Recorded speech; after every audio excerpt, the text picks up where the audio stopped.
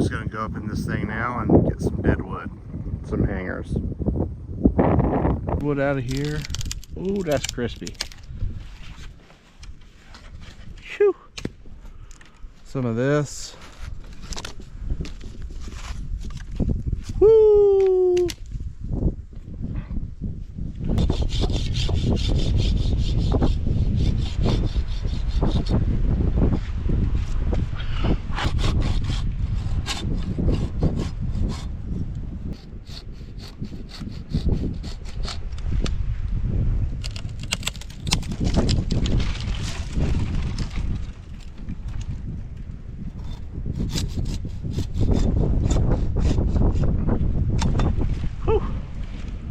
All right, bomb it. Oh, come on. I'll get that later. We'll do the branch collar right here. These things are so sharp.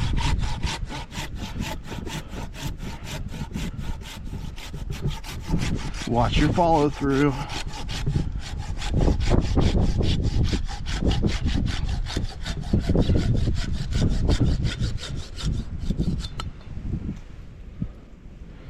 See if I can bomb that. Oh, didn't make it go out. Well, that's not too bad.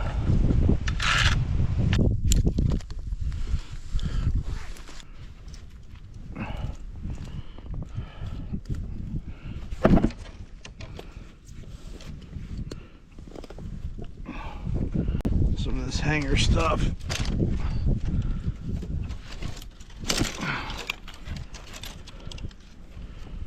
That doesn't look good. I'm gonna get that dead piece right there if I can.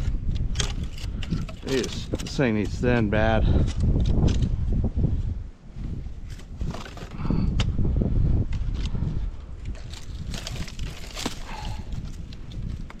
Yeah, get this deadwood out of here. There's more deadwood on the other side.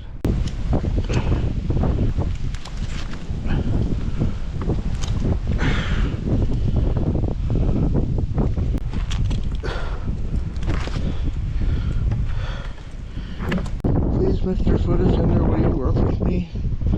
Whew. Thanks, dude. Appreciate that.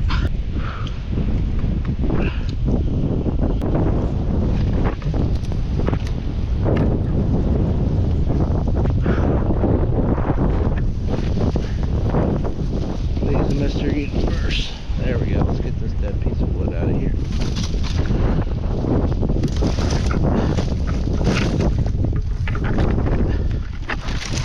There we go. Come on, baby. Okay, that's a little bar.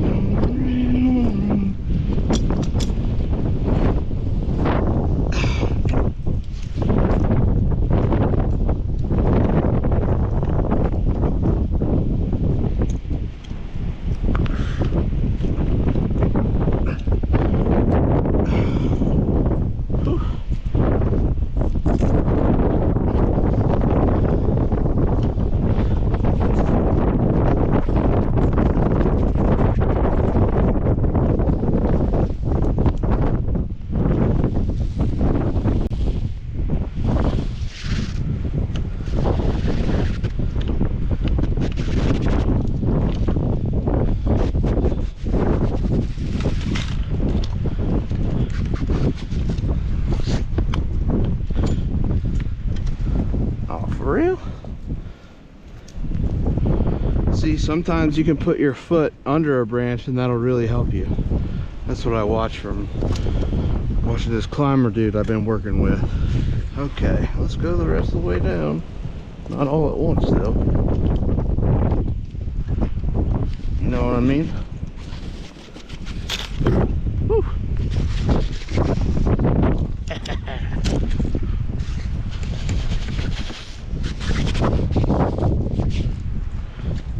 Now we stand up. That was wild.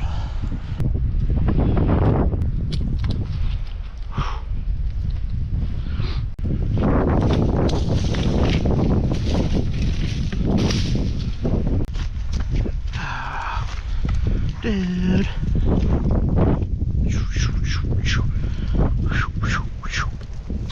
The John Stedman 8 right there. And I gotta put my friction buddy in here.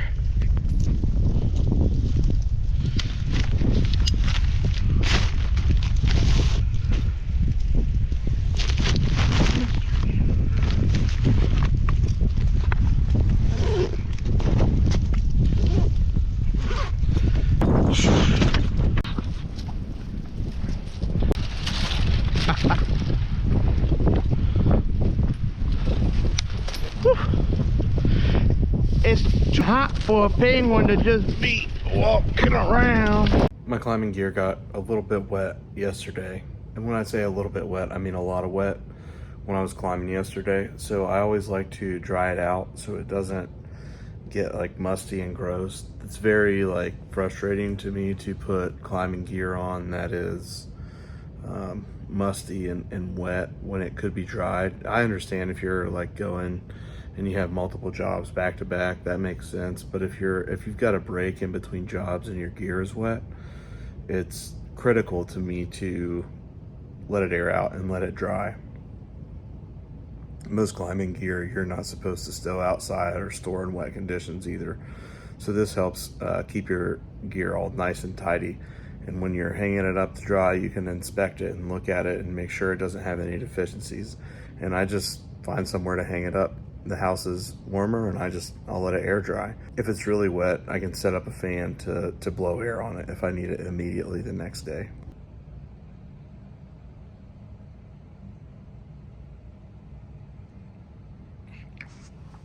Just like this, like all this stuff is damp, so I'll just let it, I'll daisy chain it and let it air dry. Even down to the throw line cube, it's all wet, so just open it up, air it out some, and let it dry.